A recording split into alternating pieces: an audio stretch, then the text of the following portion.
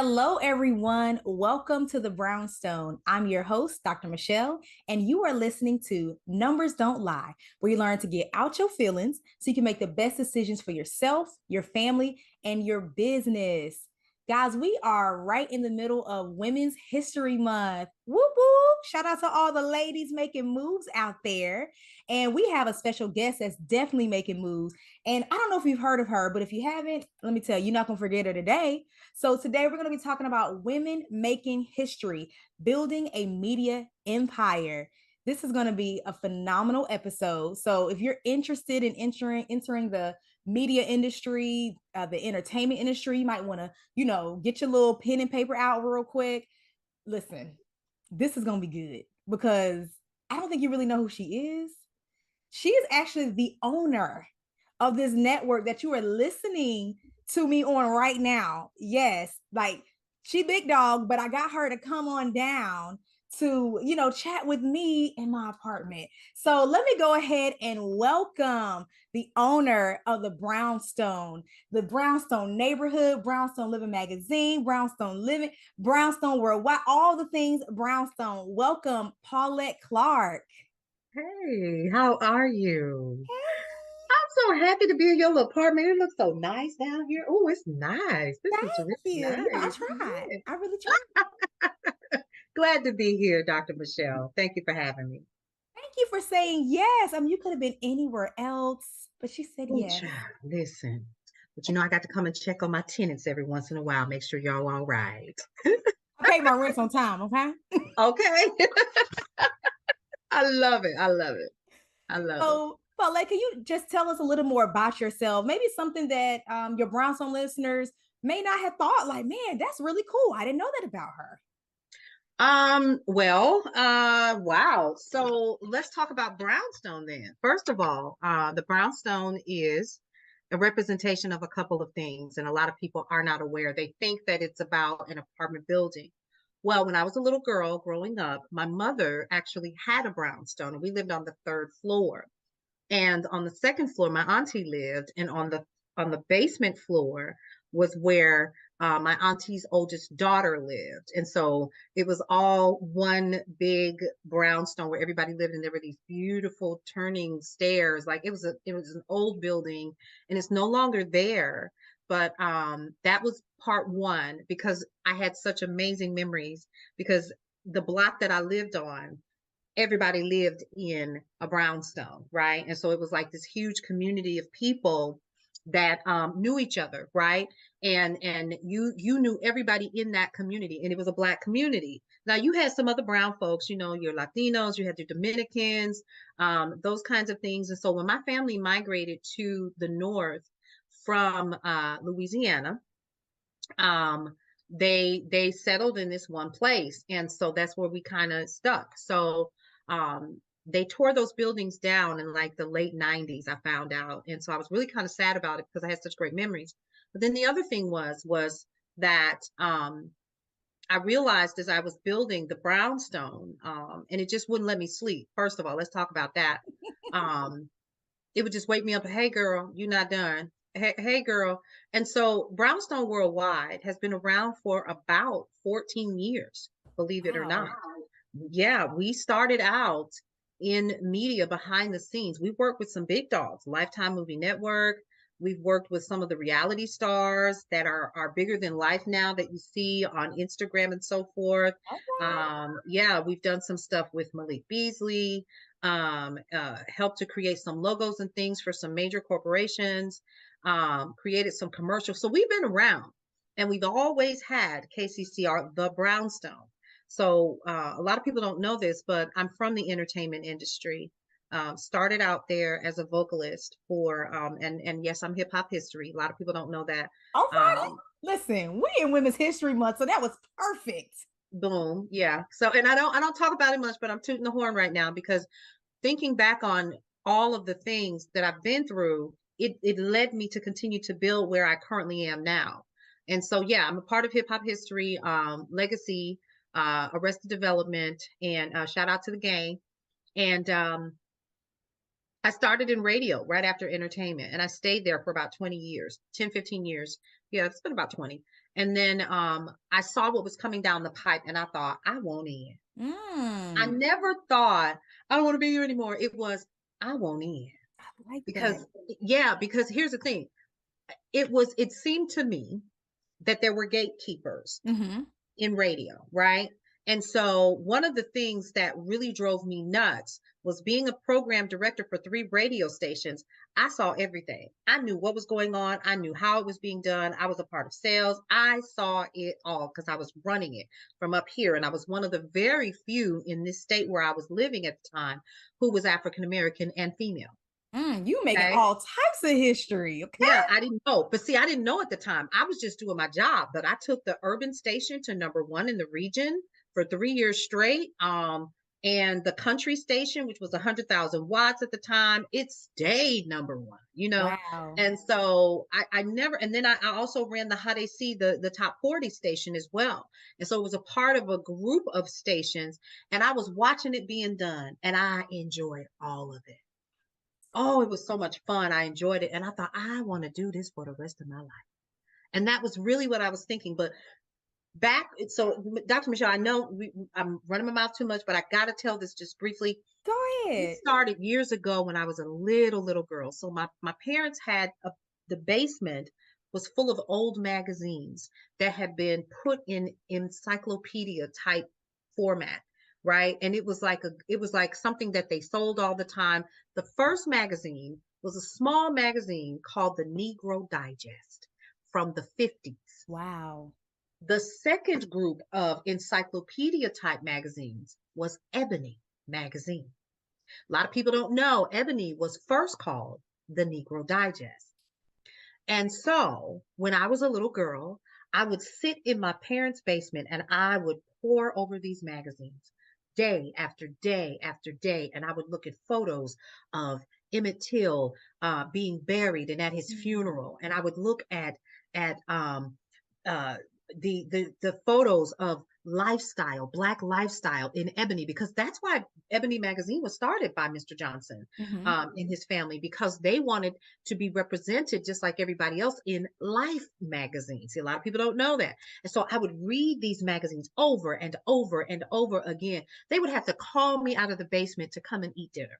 Oh, And wow. so when I turned about 15, 16 years old, I got a $5 a week allowance. And rather than go shopping with all of my friends, I would run and buy an Essence magazine. And Wow. I would rush home with my little Burger King burger, they had the junior burger at the time. I would rush home with I would get off the bus with my little 25 cent, 30 cent, whatever it was at the time. And I would go home and I would go in the bathroom. This is a true story. I would go in my mother's bathroom because she had carpet and stuff all on the floor. And I would read the commercial advertisings out loud Wow. by myself. And one day I saw an ad for Stouffer's macaroni and cheese. This is what did it. And I read it out loud and I looked at the picture and it was so amazing. It was a picture of a Black family enjoying Stouffer's mac and cheese. And it was the husband, it was the wife, and it was the 2 kids. And there was this beautiful picturesque window. It was a landscape window and you could see outside, and there was greenery and blue sky. And I said, however they did that, I want in. Wow. And I have always wanted to be a part of media, because if I could feel whatever was being emanated from that page, I wanted to help people feel that same way. And so over the years, that's how Brownstone Worldwide came to be. It started out as the Brownstone Center, and I had partners and all the stuff, and things happened, and life moved on, and I kept moving. And so here we are. We now have 3 entities, actually 4. BrownstoneWorldwide.com, the Black NPR, as it is affectionately known by some folks. We also have KCCR, the Brownstone, which has been around, again, like I said, for about 13, 14 years, and that's the radio station and the app. And we officially have Brownstone Living Magazine. So I'm excited about that. And of course, we also have our merch site, which is Brownstone Marketplace, but it's all encompassing of everything that you remember about being a Black or brown individual. And our job as people here, a part of Brownstone Worldwide is to help to change the narrative of how we tell our stories ourselves, right? Because what we have to remember is that when we are allowing other people to tell our stories, number one, they ain't gonna get it right. They're not That gonna get it part. right. Okay. Number two, they're going to tell the narrative of what they believe Uh-huh. is right about us. How dare they? And how Right. dare I, knowing what I know about us as a people, not step up and do something about it? And Wow. so that's really how we got to where we are with the brownstone. And I woke up one morning and I realized that the brownstone is more than just a name. Mm-hmm. We are the stones that are black and brown, that are resilient, that stand the test of time over and over again. So we truly are Brownstone Worldwide. Oh, I love that. Well, thank child. I didn't expect all that, but I'm glad you said it. You reminded us that like you are truly making history. I mean, I've learned something new, so thank you. Wow. Okay. Cool. But you Cool. said a couple of things when you were working at the radio stations Mhm. and you saw all the pieces of the details and what Yeah. it took to run it, and you said I Mhm. want to do that. And all Yeah. I heard, being a data scientist, all I heard Mhm. was I picked up all this information along the way and I stored it, and I knew like I could, it's like you could forecast Yes. where you wanted to be, where you could be, Mhm. where you knew you could be. Like I Yeah. see it, the trend is changing. Let me Mm. hop on it because I have everything stored in here. I did. You have more than enough. And so even the piece of information from childhood, it fit all together. It makes Mhm. sense of Yeah. being able to look at Black people in magazines portrayed how we wanted to portray it. And That you're part. doing that now. I'm like, Yeah. Yeah. I didn't Yes. know. You're just cute little kid just Yeah. reading a magazine. And now you have your Mhm. own magazine where you allow people like me and others, Mhm. other contributors to tell our stories, to get great content out. Yes. I just love it. Well, I'm glad I was able to tell that story. And I think more about look at you, Dr. Michelle, you are a mess. I love to tell the story because it helps me to remain grounded to Mm, why I'm doing it. Because sometimes we can get so above where the true purpose is. We need to be heard. At mhm. the end of the day, we need a platform that is for us by us. And yeah, I said it just like that. You know what Come I on, mean? Fubu. Yes, come on, Fubu. We need that does not mean that we're extricating other people from other Right. communities. That's not what we're doing because I grew up with a rich heritage of other folks. You know what I Mhm. mean? Growing up in Wisconsin the way that I did. And so that's not even the issue. The issue is we want to take the permission away from people. Please give us somewhere to tell our story. Please, somebody say Right. yes. I'm so over that. I could spit nails at this point. And I say that because growing up, one of the things that my dad was notorious and is notorious for is continuing to tell my family story. He felt Mhm. it was so important. And so we call him the griot because that's what griot means, is storyteller. And so he always told the story of how we got here, and how we ended up in one place and then we ended up someplace else. And my dad was so serious about telling the story of who we are. It is constantly repeated in our family at family reunions and all this other stuff. And then he went and above and beyond and introduced me to my mama's people. He didn't have to do that. Yeah. And so when you learn your story, critical race theory is not even an issue. Who Mhm. cares? Tell the story. Mhm. Period. We have them and we are allowing so many people to leave this physical plane with that information, with the Yeah. data that can allow us to be better. And we are creating an entire group of people who don't know who they are or where Mhm. they come from or why things are the way that they are. Yeah. And again, that's the reason why Brownstone Worldwide was created, because I wanted to make sure that we continue to control that narrative. Nobody should decide for us how we tell our stories. Here's the beauty of it. And I'm going to talk about you really quick, Dr. Michelle. Oh. Listen, you a young Black woman professional. You're a data scientist. You got a whole PhD. We don't talk about that enough. Mm. We're not telling your stories. We're not telling Leanne's stories. There are people out there like Marshawn. These are people that are a part of the Brownstone family, our community. Yeah. And we need to tell these stories that are warm and heartwarming and beautiful and teaches the struggle of who we are as a people and how we continue to rise to the occasion and be our best selves every day. And so if I can continue to be a part of that and raise the awareness of our Black and brown excellence, then I will continue to do that. It is my responsibility. It is your responsibility. It is everybody's responsibility who is connected to us as the Brownstone to continue to build community, even in these virtual spaces Yes. that we hold. And that's another thing. So I'm going to be quiet now.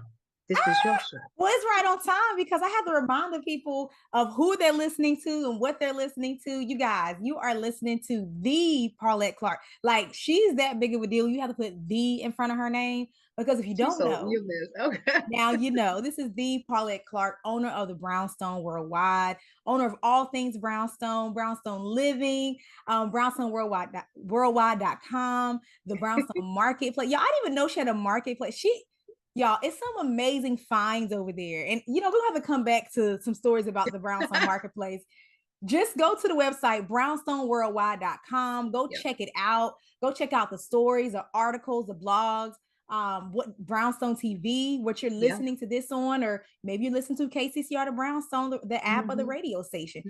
But if you listen to radio, I need you to find yourself on brownstoneworldwide.com and just that part. Take a little gander across the website. Are you a business owner that have been putting in the work, exhausting yourself, running to and fro, but your bank account does not match your energy? Listen, we've all been there, but there is a way for you to get to the next level, for you to get to the money faster. And it's going to be using something that's been right under your nose the whole time. It's a secret weapon that large business owners have been leveraging for years to continue to dominate in their market. It is your turn. It's your turn to shine. It's your turn to hit your goals. Reclaim your time. So what I want you to do is click the link to register for this free 3-day challenge to help you find the hidden money that's in your business. It's there, and I know it's there. How do I know? Because I've helped other business owners use this power to get to the next level as well. So register at hiddenmoneychallenge.com. That's hiddenmoneychallenge.com. Oh yeah, I'm Dr. Michele, and people call me the Data Doc. Go ahead and lock your space in, and I'll see you soon. Keeping it locked to KCCR Radio, my station, the Brownstone Center, and don't forget, no matter where you go, there we are. So, Paulette, what has been the most rewarding part of your journey to get to where you are today? The self-discovery. Finding out, listen closely to this, and I think this is for most people who are entrepreneurs, finding out that you think that you are building your business, you are building yourself. And along the way, as I have continued to build out Brownstone Worldwide, understanding that everything that I need is right here within me, and understanding that God is going to always provide the next provision, because if he gave you the vision, guess what he's going to do? He's going to provide you with provision. And according to what I heard you say, Dr. Michele, we talked about the data. The data don't lie when it comes to God. It's always the same, right? And so one of the things that I've had to do as a business owner, when things look like I cannot move forward for whatever reason, is it not enough manna? All right, now I gave you enough manna. Now you've been good out here in the wilderness. Now let's go ahead and move you a little bit further. And so I think discovering myself has been the biggest thing, and trusting God in this process of the vision that he has given me has been huge, because I woke up one morning and I realized that was the day I realized I was the Brownstone. And then I messed around and I had a photo shoot done. Shout out to Rakaya Hines. of Shop by Rakaya, and she took these beautiful photos. And there's a photo of me sitting in a chair. And for the very first time, I met the owner and founder of Brownstone Worldwide. That's the kind of journey that I'm on. And staying connected with beautiful people who see the vision and understand that community is important, especially as the internet diaspora continues to divide us. We have to remain concise with where we are, and there has to be a central point for all of us to commune to. Yeah. Just like at your big mama's house, right? You know, you knew everybody in the community. You knew the cornerstone man. That's what we call it. You knew that at 9 o'clock in the morning after the news went on, don't mess with Big Mama, because she was watching her what? Her stories. Which is coming to the Brownstone, and it is called The Stories. Ooh. Yes. So yeah. So it's so much to it, but it's really about building community and allowing people to say the one thing, and that's welcome home. You're home. And that's really what it is, because this is where you're safe. This is where we protect you. This is where we look out for you. This is where you're edified.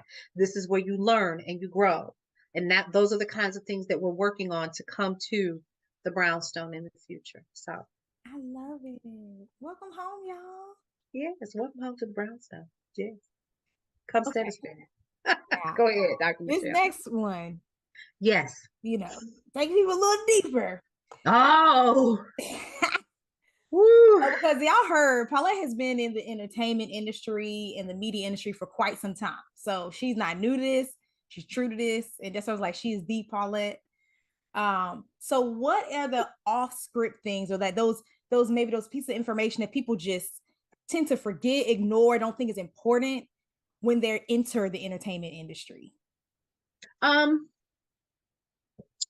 Get out your feelings. That's number one. Yeah. Tagline, right? Yes, that is your official tagline as far as I'm concerned. Get out your feelings, because this is a business. I learned that the hard way. As a young woman in the entertainment industry, I started singing full time when I was 19, and I was a new mother, and I signed contracts without legal representation. I was doing all kind of dumb stuff, right? And it showed, because I lost money. I lost millions. Ideas and concepts that you still see now today came from this brain. Wow. And you have to treat it out as a business. Everybody, even though y'all friends, y'all not friends when it comes to business. Okay. You're not. So let's get that corrected. And the entertainment industry is a business first. Period. And that is where a lot of us as music professionals back in the day made our mistakes, is no one taught us the business of the music business or entertainment. Because even as an air personality, you're 1099 in most cases. You're not paid directly, right? So what we would do is we had you as a 1099, and you signed a contract annually to work with that station, right? And so there were NDAs that you had to sign, all kinds of stuff, non-disclosure agreements, everything, right? And then we would put you on the air. But people don't treat it as a business. They get excited of all the shiny things that they think it embodies. You would be surprised as more people start finding out about the Brownstone, how much my phone blows up. I got 3 phones on purpose. One is just in case you want to inbox me. I'm so serious. Yeah. Because now y'all want to be down. Ooh. You want to be excited now, but this is still a business. And I need people to understand that for sure. Yeah. That's good. Listen, she said, get out your feelings. Read your contract, because numbers don't lie. It's so unfortunate how many stories you still hear today about artists not getting paid, or I didn't know, or they got an advance and didn't realize they had to spend all this time paying it back. I'm like, y'all, we have 2 eyes. Most of us have at least a high school diploma. But see, here's the thing. Our intellects a little bit. Right. But remember this, you're hungry. You're Black. You didn't come up with a silver spoon in your mouth, and you saw everybody else come up and become millionaires, not knowing that their entire project was recoupable to the label, to everybody else that you helped, to everybody that you hired, to the food that you ate on that music shoot, that music video shoot, right? And so at the end of the day, when they take back all their money, you might walk away with a cool 10 grand. And by the time you pay your manager a percentage of that, you walk away with 7. Ask me how I know, because those are my numbers. Wow. Those were my numbers. After I finished paying everybody else, I was still being evicted from my apartment in Buckhead, Atlanta. Wow. Because it wasn't enough. Mm-hmm. So stay on top of your game, and there's still some things that I still didn't know that I just found out about my digital recordings and things of that nature, and how much money I probably am still owed to this day. Wow. Yeah. Yeah. So just handle your business. So I'm glad you mentioned that. So you let us know that, when people go into the music industry, and I hear that like a lot of people that come up, like they see it as their come up. Very much the same. I think the entertainment industry is like that, whether it's sports, acting, whatever. It's a come up for a lot of people. So there's a trade-off. What is that? I don't know if I'm asking the question right, as far as a trade-off between that hunger and just getting in the game versus once you realize all that's happened to you. Like, what is that comparison? Was it worth it when you go back and look at it? Yes. It was worth it. Let me tell you why. So my son, he's 15, only knows his mother. And so I took him to a video shoot. It was a documentary shooting. And I introduced him to my friends from Arrested Development. And he started asking a lot of questions. He has no idea. He was like, "Mother, who are you?" And so this gave him an opportunity to find out who his mom was. And he was not interested at all. That's first and foremost. It was hilarious. But when we got back in the car after all of that, I'm setting up the story here. We got back in the car. And he said, "Mother, why didn't you do this? Why didn't you do that?" And I said, if I had, I would have lost everything anyway, because I was not ready. And I said, it wouldn't have mattered anyway, because we would still be here. And along the way, what we have to understand is you are where you are supposed to be at every moment of your life. Nothing is ever by accident. And I would not change what happened, how it happened, because what it has taught me is that life is fleeting, and we don't have all day to get it right. Right? And one thing we're never going to do is get it right. You can't get it right and you can't get it wrong. That's the one thing that I've learned. And so in the lesson of being a part of that group and a part of entertainment and radio and being an air personality and all of that, I learned more about me, and I became the person that I am because of it. Had I not gone through that and I'd have got all in the millions all right at once, we wouldn't be having this. There would be no Brownstone Worldwide. Wow. Period. Wow. I'm serious. I believe you. I believe it. Because, sometimes I just sit back and I would just think about it. Like certain people that go through different life experiences. And that's a question I wish I could ask them people, like, was it worth it? And I think most people will say yes. But just to be able to hear you say it all out and put it all together, I really appreciate it. Yeah. We have to stop. And I'm talking to me. Y'all just happen to be listening. We have to stop complaining about where we are and always ask ourselves, pay attention to the data. What am I supposed to learn here in this experience? That's good. So that you can pass the class. And a lot of times what we're not doing is we're not doing the homework. We're not passing the class. And then you end up repeating it with a different teacher. And then you mad at who? That's good. Can't be mad at nobody but yourself because you didn't do the homework. That is good. That is a beautiful lesson for everyone out there to learn. And that was a perfect way to just close us out, because y'all don't keep repeating the same grade. Come on. You smarter than that? Ma'am, on that, I got to do this. Listen, don't repeat it. Come on up, y'all. Come on up a little higher. Yes, time to pass. Time to graduate. Well, let me thank the Paulette Clark again for visiting my loft here in the Brownstone. It's been an absolute pleasure to hear more about you, your experiences, your journey in the media and entertainment industry. So before you go, can you tell the people how they can find you? Yeah, sure.